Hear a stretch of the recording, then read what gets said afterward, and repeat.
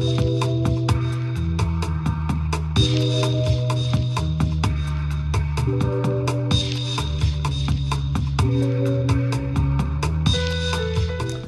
I'm Morgan Peckma, Editor-in-Chief of City and State, and this is Last Look. Today, our guest is Common Cause New York Executive Director Susan Lerner. Susan, thank you so much for joining us. My pleasure, Morgan. Thanks for having me. Campaign finance reform was one of the heated issues debated this session. It didn't turn out the way that your organization had hoped. Was this session a disappointment for good government advocates? I think in a lot of ways it was. There were some significant substantive issues that got handled relatively early in the session. That's a good thing. The gun control bill went through. The increase in the minimum wage went through in a timely manner. That's good process. In terms of the election reform we were looking for, and some very simple things like a bill that would have ensured that New York City or anybody else's ballot for that matter couldn't use tiny type, and that the ballot would be simpler and more readable. That went nowhere. Early voting, which was passed by the Assembly, went nowhere in the Senate. Simple fixes to election law, the ability to pre-register 16 and 17-year-olds, that didn't go anywhere. And of course, campaign finance reform, the Fair Elections bill that was passed by the Assembly. We had the governor put in a very strong bill. The IDC put in a strong, comprehensive package of campaign finance reform, and none of those bills went to a vote in the Senate, although the Speaker's bill came close. So I would have to say we came closer for fair elections than we've ever come before. The momentum is definitely building, but again, a big pileup at the end, things taken up that shouldn't have been taken up in the dead of night. The gambling bill, why was that?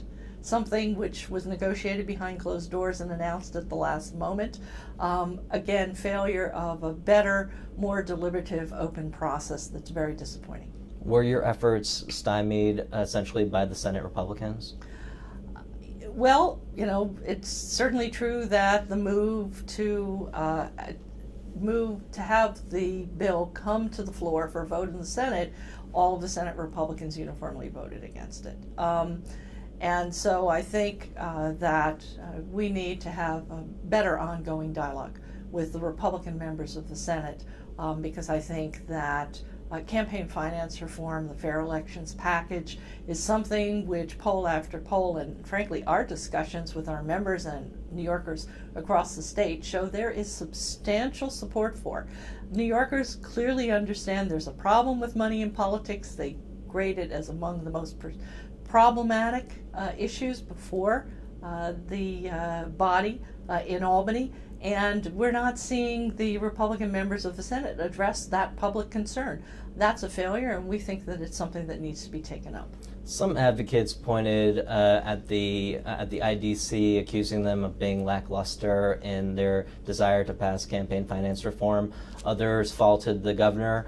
Did the governor and the IDC do everything they could in order to enact campaign finance reform? Well, we're not party to the discussions that go on behind closed doors. It's one of the problems we have with the way in which business is done in Albany. Very little of the people's business is actually done in debates, in hearings, in committee meetings, or on the floor. So who was saying to what behind closed doors, we don't know. But we do know that both the IDC and the governor did make good on their promise to come up with comprehensive packages of campaign finance reform built around a core of public financing, which is what people were asking them to do.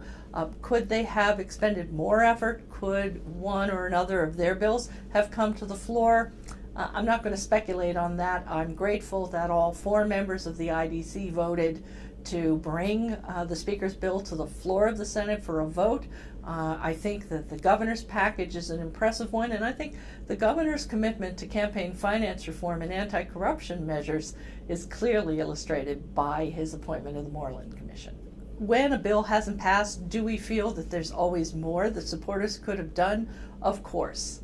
But the momentum is building, and we are going to continue to work with supporters like the governor and the IDC so that next session, or if there is a special session, we can see a successful effort to pass fair elections.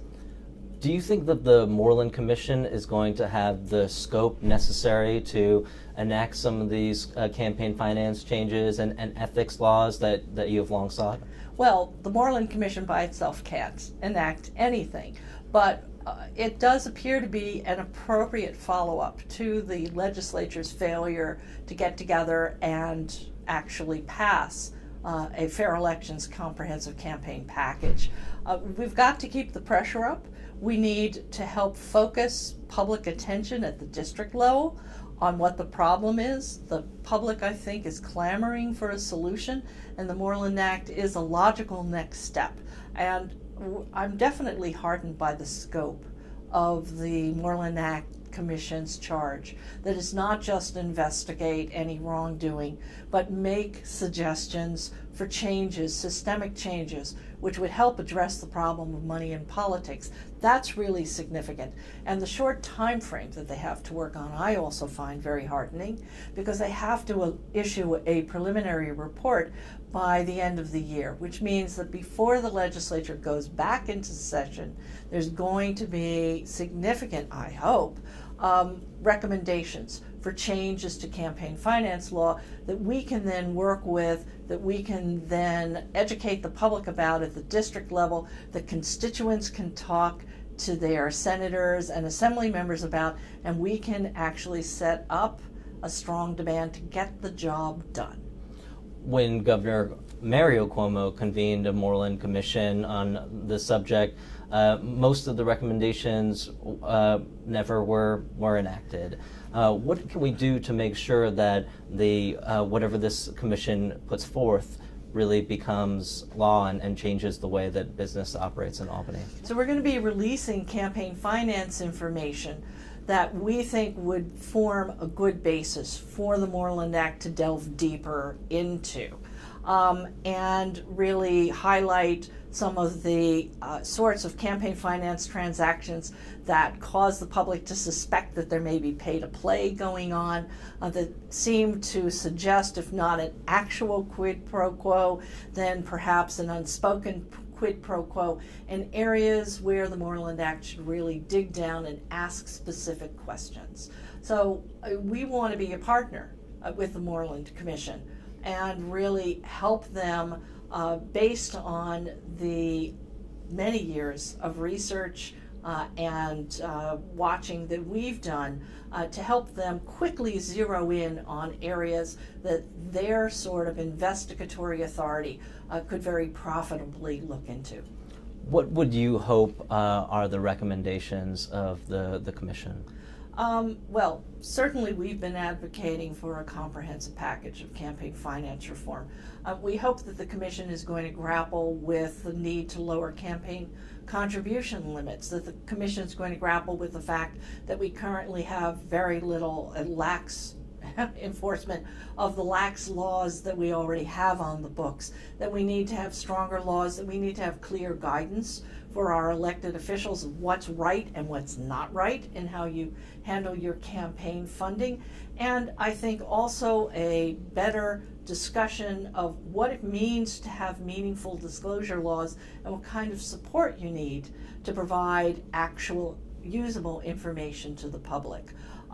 Closing loopholes. There's so many areas in which we hope that the Commission will be able to make recommendations that the legislature will then feel obligated through public pressure to actually take action on. Susan Lerner, thank you so much for joining us today. Thank you, Morgan.